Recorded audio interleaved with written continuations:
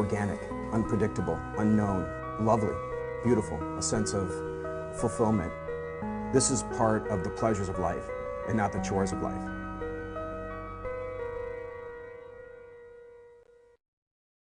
Coming up tonight on this Leap Day edition of Daily Iowan TV, director incident. A University of Iowa official is under investigation in speaking out. One Supreme Court justice breaks the silence. We've got the good, the bad, and the ugly. Stay tuned to find out which Iowa sports succeeded and which failed over the weekend. All the latest news and more coming up. Stay tuned. Daily Iowan TV is ready for takeoff.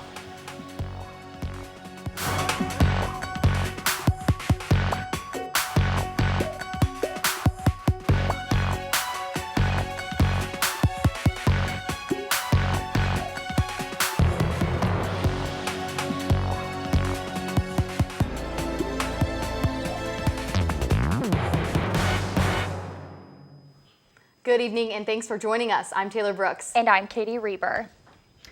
We begin tonight with the developing story of a University of Iowa official's alleged interference with police investigations. Officials say the UI's interim campus police director, David Vizin, obstructed a police investigation of a hit-and-run drunk driving incident involving his stepson. Newly surfaced documents from the Associated Press say that Vizin refused police requests to pull over by phone on June 25th. Vizin was suspected to have been driving his stepson Sean Crane after he reportedly crashed his car. Police say Vizin dropped off Crane at a local gas station and left before officers arrived. On Monday, Vizin said his actions were influenced by his diabetes and he couldn't pull over because he needed to get home to take his insulin. He also said he had no knowledge of the accident until he was called by police.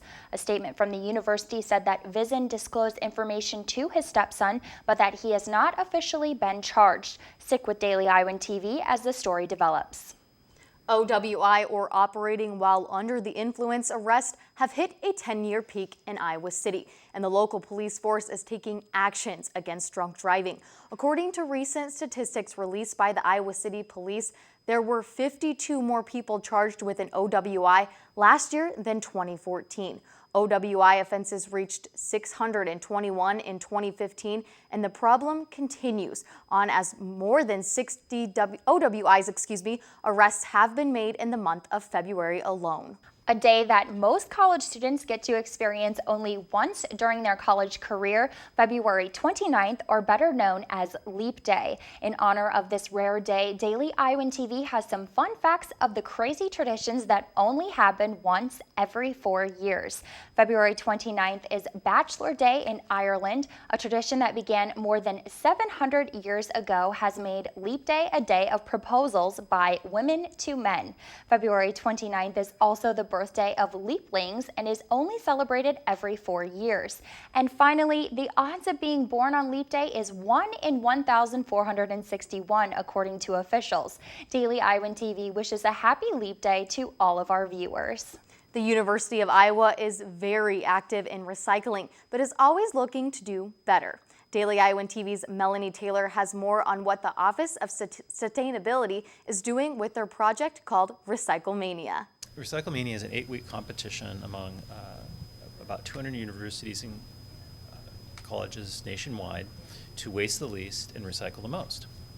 And we gather data during those 8 weeks and also on our recycling and organics collection and trash, and we compare that to how we're doing against other colleges and universities. University of Iowa is competing for the 4th year with Recyclemania.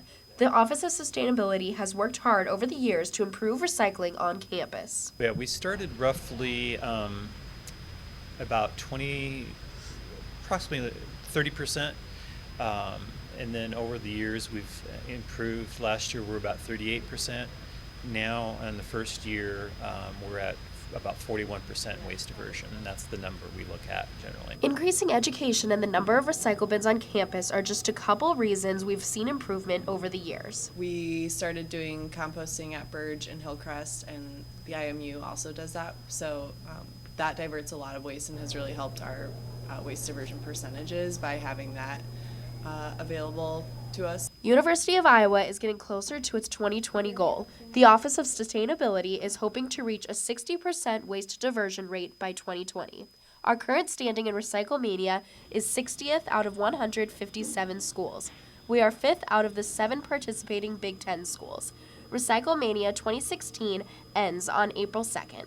Reporting from the Office of Sustainability, Melanie Taylor, Daily Iowan TV. It was a beautiful day to recycle, especially it's been so cold. I haven't really taken my trash out because I've been so cold. I know, I haven't wanted to, that's for sure. But this weekend was a lot nicer. Hopefully we have some more of that weather coming. Let's toss it over to Sydney in the weather studio to give us the rundown.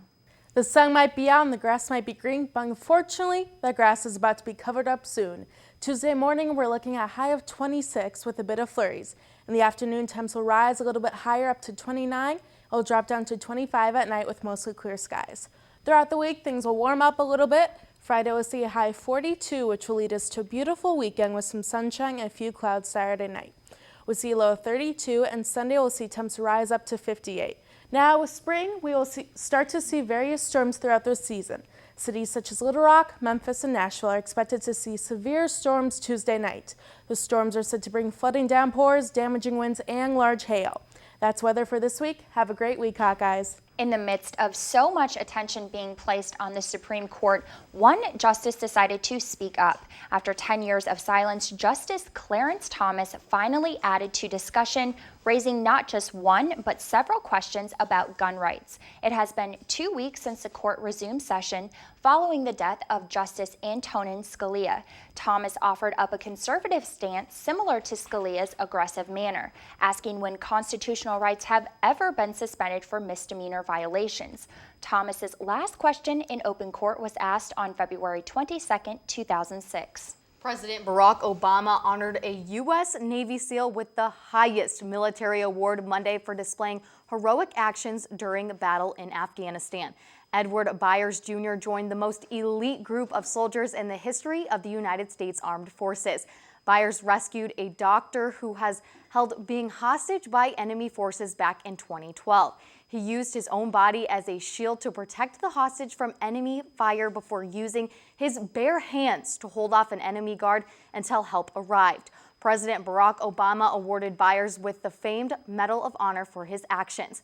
Byers is the first soldier in nearly 40 years to receive the award while still being in active duty in the Navy. A night full of controversy and history sums up Sunday's 88th Academy Awards show. The event, usually known for fashion and glamour, took on a more purposeful meaning in 2016. Chris Rock hosted the event and immediately took the opportunity to highlight the issue of lack of equal representation of minorities in Hollywood. While many critics noted that nearly all acting nominees were white, others shed light on the diversity within the production realm. Alejandro Iñárritu won his second straight Oscar for Best Director, making it 3 years in a row that a Mexican filmmaker has taken home the award. Mexican cinematographer Emmanuel Lubezki also made history, becoming the first cinematographer to take home an Oscar for 3 consecutive years. Yet many key African-American actors and filmmakers boycotted the event, protesting the lack of diversity. TV ratings for Sunday's Oscars dropped by 8%. Well, I didn't catch the Oscars last night because I was watching that basketball game. Oh yes, it was a heartbreaker, but in other news in Iowa sports, an Iowa football player got some very hopeful news today. For more on that, we will send it over to Jordan Maloney and Zach Mackey in the sports studio. Guys? That's right. Lots of good news, ladies, as the NFL Combine began over the weekend. One Hawkeye football senior may not be leaving Iowa City just yet. Iowa's Drew Ott has been pursuing a request to receive a medical hardship waiver that would grant him another year of college eligibility. And this Monday, we received news of the progress of his request. The Big Ten Conference has approved Ott's request, and it will now be moved forward to the NCAA to decide his fate. As we switch gears now, it was an eventful weekend of Hawkeye athletics with events from upsetting losses to close call victories. That's right, Zach. With so many Hawkeye sports competing, there was plenty of ups and downs across the scoreboards. One of those down points coming on Sunday evening as the men's basketball team added another loss to their record in a tight matchup with Ohio State. That's right, and the Hawkeyes have now lost 4 of their last 5 contests, with their last win coming from the Valentine's Day victory over Minnesota. Iowa has dropped to number 16 in the AP Top 25 poll and will enter the Big Ten tournament ranked number 4 behind Indiana, Wisconsin, and Maryland. After Sunday's loss, head coach Fran McCaffery told the press that in the final 4 minutes, everything went wrong. We didn't defend and we didn't rebound. The Buckeyes scored 12 of the last 14 points. And Zach, it's been really tough for the Hawkeyes in the last few games. Their offense really hasn't been scoring much in the last minutes of the games at all, especially in the game against Wisconsin just last Wednesday. Yeah, and very true. But Coach Fran McCaffery and his team hope to finish out the regular season on a positive note against Indiana on Tuesday evening in their last game before the Big Ten tournament. While men's basketball did not have the ideal finish their weekend, another Iowa team came away with the ending that they had hoped for. That's right. Men's gymnastics had a tough contest this past Saturday, hosting Penn State and Nebraska. Alec Giannakopoulos checked out what was happening in the gym. The Fieldhouse saw a clash of Big Ten gymnastics as well as top 10 gymnastics, as number 7 overall Iowa hosted number 6 Nebraska and number 8 Penn State. It was Iowa, though, who came away with the victory thanks to key contributions from a very important senior. Both Nebraska and Penn State wanted the early lead on Saturday, but it was Iowa that got off on the right foot early, scoring 73.95 points in their first rotation, the floor event. In the Palmer horse, Austin Hodges helped the Hawks hold on to their lead, getting second place in his first event of the season. The rings were all Iowa, with Matt Lockton and John Boyle taking first and second place. Penn State wasn't done, though, taking first in the pommel rotation to dig into Iowa's lead. Matt Lockton responded in a big way for the last 2 events, getting first place on the parallel bars and going back-to-back, winning first place in the high bars as well. His performance locked in the win for Iowa. On the meet, the senior scored a career high all-around of 86.4 and found himself in a total of 4 first-place finishes.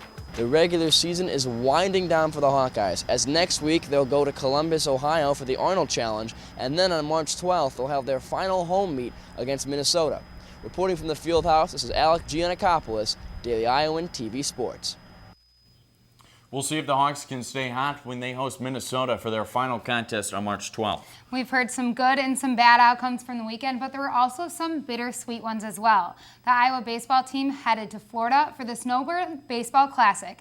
And while they came back to Iowa City in good spirits, the weekend didn't exactly start out that way. No, it didn't. The Hawkeyes started their spring season getting swept by Dallas Baptist and entering the Snowbird Classic 0-3. In the first battle of the weekend, Iowa took a difficult loss to a team that head coach Rick Keller is rather familiar with. The Hawkeyes lost 11-3 against Indiana State, which is the team Coach Heller was with when he received the head coaching position at Iowa. Indiana State's a great school, a great baseball school. The athletic director and the athletic department really supported baseball. You know, I wouldn't mind playing them, but I was kind of hoping it would be after all the players that I had coached or recruited were gone, and there's obviously still several on that team that I did coach, and a lot of the kids that we recruited that I never coached that freshman year are there. Iowa finished off the weekend with their first 2 wins of the season against Dartmouth and Chicago State. And we will keep you updated on the rest of the baseball season as Iowa hosts their home opener next Tuesday, March 8th. That's all the time we have for this Monday in the sports studio. We will send it back to Katie and Taylor at the desk. Thanks, Zach and Jordan. We leave you tonight with the heartfelt story of loving dogs that were given a second chance at life. Thanks to the help of the Nebraska Dachshund Rescue Organization, 41 pups were saved from a puppy mill in Arkansas. The dogs were held in small cages daily since they were born. The organization, made possible only through donations, spent around $10,000 in veterinary fees to return the dogs to full health. Now the dogs are looking to find their forever home. Definitely a sweet story. Yes, well, it was. That does it for us here at Daily Iowan TV. Be sure to check us out on our website, dailyiowan.com, for all of the latest news. For Daily Iowan TV, I'm Taylor Brooks. And I'm Katie Reber. Thanks for watching and have a good night.